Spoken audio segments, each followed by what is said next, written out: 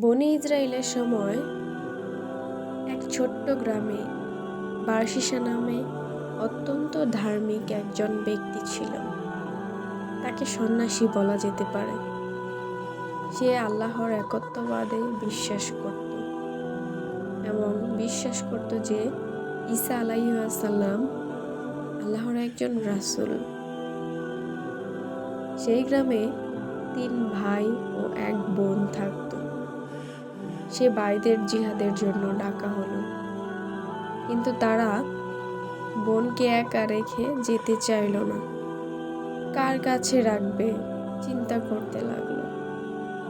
গ্রামবাসী বার্শিসার কথা বলল, কারণ গ্রামের সবাই বার্শিসাকে উত্তম চরিত্রবান হিসেবে জানত। তো তারা বার্শিসার কাছে গেল। যখন তার কাছে তাদের বোনকে রাখতে চাইল, সে রাজি হলো না এবং বলল, আমি অভিশপ্ত শয়তানের কাছ থেকে পানাহ চাই। কারণ সে ভয় করছিল যে সে গুনাহে লিপ্ত হয়ে যেতে পারে। তখন শয়তান বার্শিসার মনে কুমন্ত্রণা দিল, ওয়াসওয়াসা দিতে থাকলো। চালাক শয়তান জানতো যে বার্শিসার মন খুবই নরম। সে কানে কানে বার্শিসাকে বলল, তারা যদি ভালো কাউকে তাদের বোনের জন্য খুঁজে না পায় এবং খারাপ কারো কাছে মেয়েটিকে রেখে যায়, তখন কি হবে? এই পরিণতি কি তোমার ভুলের জন্য নয়?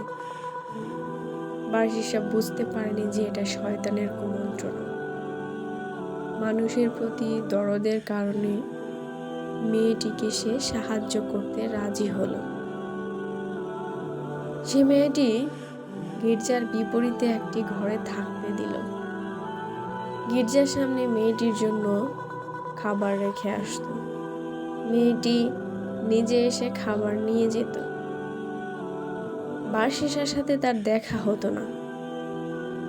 শয়তান ওয়াসওয়াসা হয়ে বার্শিসার কাছে আবার আসলো এবং বলল, তুমি কেন মেয়েটির খাবার তার ঘরের সামনে রেখে আসছো না? এর ফলে মেয়েটির ঘর থেকে কেউ এতটা পথ একা একা হেঁটে বের হতে বা ফিরে যেতে দেখবে না।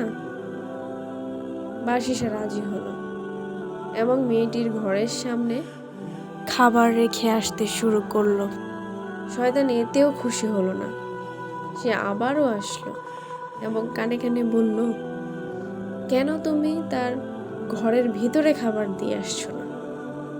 ফলে মানুষ তাকে ঘর থেকে একা একা বের হতে আর ঢুকতেও দেখতো না। এবার বার্শিসা তার ঘরের মধ্যে খাবার দিয়ে আসতে শুরু করলো।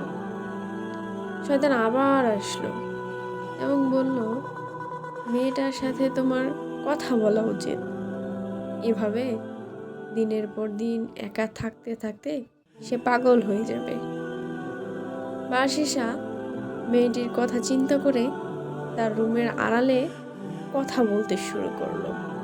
শয়তানের কুমন্ত্রণায় এক সময় তারা একই রুমে কথা বলতে লাগলো। এভাবে শয়তান তার কাজের কঠিন অংশ বাস্তবায়ন করল। এ পর্যায়ে বার্শিসা এবং মেয়েটা একে অপরের প্রতি দুর্বল হলো এবং এক সময় ব্যভিচারে লিপ্ত হলো। নাউযুবিল্লাহ। মেয়েটি গর্ভবতী হলো, একটি বাচ্চা জন্ম দিল। বাচ্চা জন্মের সময় শয়তান বার্শিসার কাছে আবার আসলো এবং বলল, এটা তুমি কি করলে? তোমার পাপের পরিমাণ সরিয়ে ফেলো, না হলে মেয়েটির ভাইরা ফিরে আসলে তোমাকে খুন করবে। বার্শিসা বাচ্চাটিকে খুন করলো এবং ওই ঘরের মেঝেতে পুঁতে ফেললো। শয়তান এবার বলল, তুমি এক নারীর সন্তান হত্যা করেছ এবং আশা করছো যে এটা কাউকে বলবে না। তখন বার্শিসা মেয়েটিকেও খুন করলো এবং তাকে ওই ঘরের মেঝেতে পুঁতে রাখলো।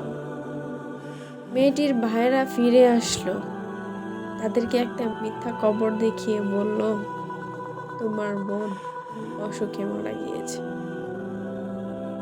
এবং ওই কবরে দাফন করা হয়েছে। তারা বার্শিসার কথা বিশ্বাস করলো। সেই রাতে শয়তান 3 ভাইকে একই স্বপ্ন দেখালো যে বার্শিসা তোমাদের বোনকে হত্যা করেছে। প্রমাণ হিসেবে তোমাদের বোন যেই ঘরে থাকতো তার মেঝে ঘুরে দেখতে পারো। ঘুম ভাঙলে তারা একে অপরকে স্বপ্নের কথা বলল এবং বুঝতে পারলো তারা 3 জনই একই স্বপ্ন দেখেছে। যাচাই করার জন্য তারা বার্শিসার এলাকায় যেয়ে প্রথমে বার্শিসার দেখানো কবর খুঁড়ল। দেখলো সেখানে তো কিছুই নেই। এরপর যে ঘরে তাদের বোন থাকতো তারা ওই ঘরের মেঝে ঘুরে তাদের বোনের এবং বাচ্চার লাশ পেল। তারা বার্শিসাকে ধরলো এবং বলতে বাধ্য করলো আসলে কি হয়েছিল। তারপর তারা তাকে রাজার কাছে নিয়ে গেল। রাজা তাকে শিরশ্ছেদ করতে আদেশ দিল। যখন বার্শিসাকে শিরশ্ছেদ করতে নিয়ে যাওয়া হচ্ছিল তখন শয়তান তার কাছে আবার আসলো। এবার ওয়াসওয়াসা মানুষের রূপ নিয়ে সে আসলো।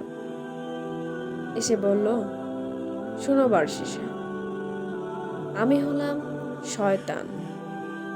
তোমার এই অবস্থা তোমার নিজের চিন্তায় হয়নি, আমিই করেছি, আর একমাত্র আমিই তোমাকে বাঁচাতে পারি যদি তুমি আমার কথা মেনে চলো।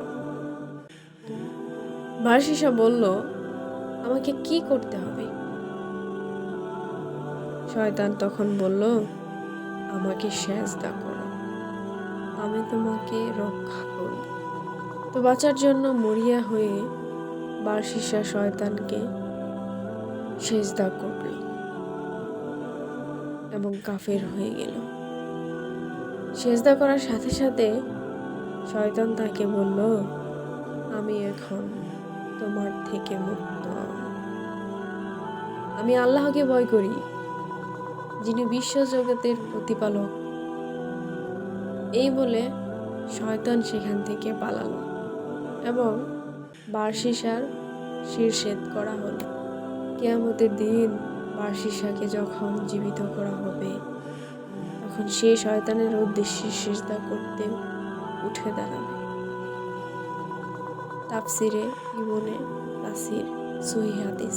শিক্ষা: তাদের দৃষ্টান্ত শয়তান যে মানুষকে বলে কুফরি করো, অতঃপর যখন সে কুফরি করে তখন শয়তান বলে, আমি তোমার থেকে মুক্ত, আমি বিশ্বজগতের প্রতিপালক আল্লাহকে ভয় করি। আল্লাহ তাআলা আমাদেরকে শয়তানের কুমন্ত্রণা থেকে দূরে রাখুক।